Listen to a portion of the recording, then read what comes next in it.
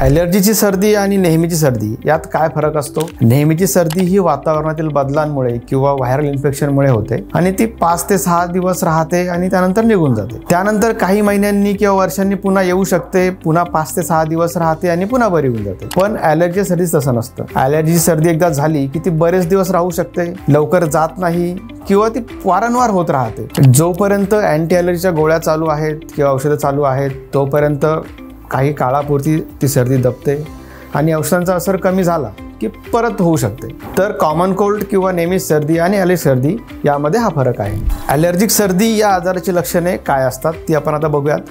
Allergic सर्दी या आजाराची प्रमुख लक्षणे म्हणजे वारंवार शिंका येणे, नाकातून पाणी वाहणे, नाक बंद राहणे, तसेच नाकातून श्वास घ्यायला त्रास होणे, नाकात खाज येणे, डोळे लाल होणे, डोळ्यांना खाज येणे, तसेच डोळ्यांमधून पाणी येणे, वास कमी येणं, डोके दुखणं, सायनसचा त्रास होणं, कान दुखणं, टाळ्याला खाज येणं, ही सर्व लक्षणे आपल्याला ॲलर्जिक सर्दी किंवा ॲलर्जिक रायनायटिस या आजारामध्ये दिसतात.